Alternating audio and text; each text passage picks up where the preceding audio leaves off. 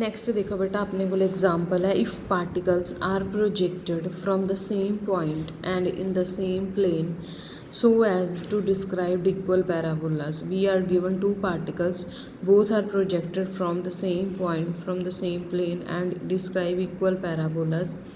Show that the vertices of their path lie on a parabola. Vertices of their paths मतलब ਜਿਹੜਾ ਹੁੰਦਾ ਵਰਟੈਕਸ ਹੈ ਪੈਰਾਬੋਲਾ ਦਾ। ਵਰਟੈਕਸ ਦੇ ਵਿੱਚ ਕੀ ਹੈ, ਇੱਕ ਐਕਸ ਪੁਆਇੰਟ ਹੁੰਦਾ, ਇੱਕ ਵਾਈ ਪੁਆਇੰਟ ਹੁੰਦਾ।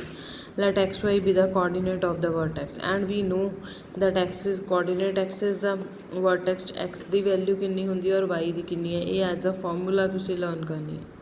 ਨਾਓ ਬਿਕੋਜ਼ ਪਾਰਟੀਕਲ ਜਿਹੜਾ ਹੈ ਇਕੁਅਲ ਪੈਰਾਬੋਲਾ ਡਿਸਕਰਾਈਬ ਕਰਦੇ ਪਏ ਦਾ ਮਤਲਬ ਦੋਨਾਂ ਦੀ ਲੇਟੈਸਟ ਰੈਕਟਮ ਫਿਕਸਡ ਹੈ।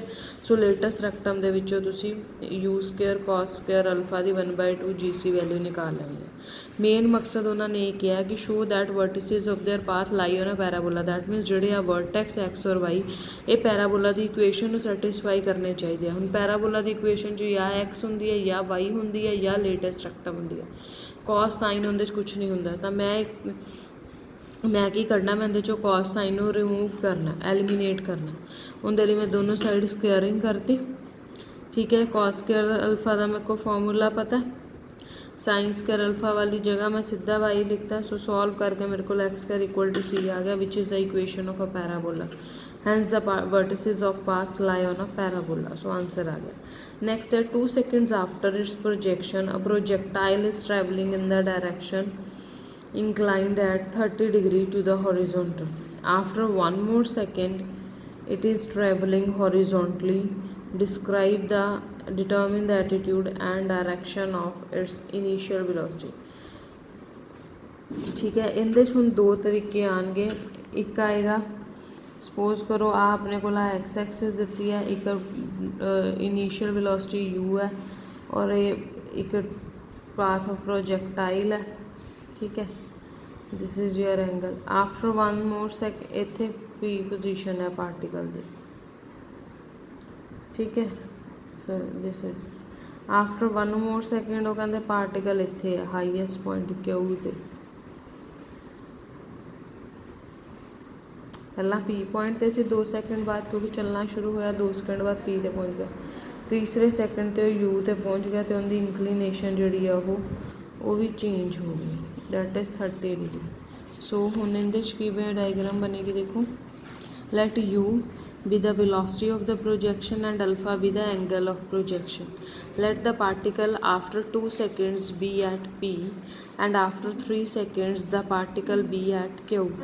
The highest point of the trajectory की है, highest point of trajectory is Q. Q highest point है, P any point of position. Now at P theta is equal to 30 degree, T is equal to 2 seconds.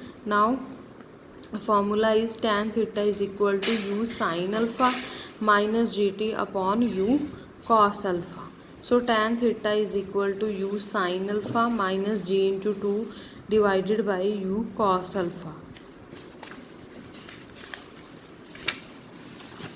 हाँ जी, formula देखो, ये फार्मूले दे विच है velocity and direction of projectile. If a projectile is projected from a fixed point with initial velocity u at an angle alpha with the horizontal, then its velocity is given by this formula, ठीक है। Initial velocity इस फार्मूले नाल आएगी और जिहड़ी direction of projectile है उनका फार्मूला की है, theta is equal to tan inverse u sine alpha minus g t divided by u cos alpha. Alpha की है angle of inclination at the initial stage.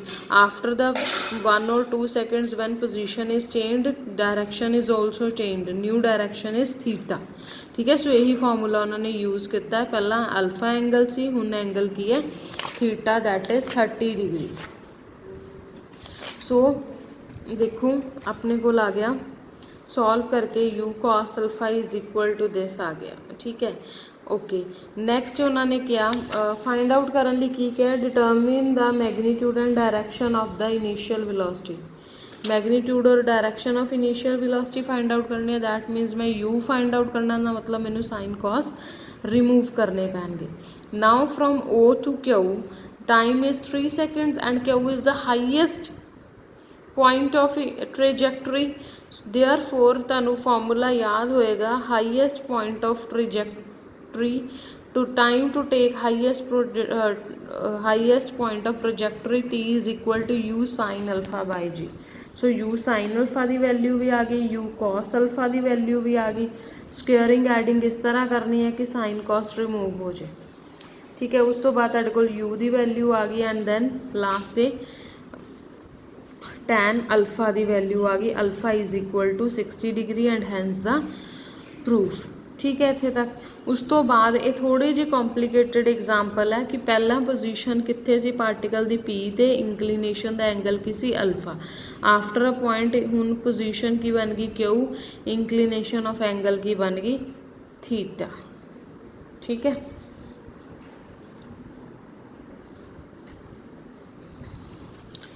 So next है velocity of a particle when at its greatest height is under root 2 upon 5 of its velocity when at half its greatest height. Show that angle of projection is 60 degree. Velocity of a particle when at its greatest height is under root 2 by 5 of the velocity when at the half of the greatest height. इनका मतलब देखो मन के चलते हैं greatest height की है h, तो हाफ ऑफ ग्रेटेस्ट हाइट की होगी h/2 and let v1 be the velocity at the greatest height, v2 be the velocity at the half of the greatest height. So relation is given to us. v1 is under root 2 by 5 v2. Now what will be the v1? v1 we have to remember the formula. v1 square is equal to u square minus 2gh. v2 square is equal to u square minus 2g नाल आ गया h/2. So after putting in the formula we will get the value of sin alpha. Angle of projection ही पूछा उन्होंने भी. ठीक है, now the last example is at any instant a projectile is moving with the velocity u in a direction making an angle alpha with the horizontal.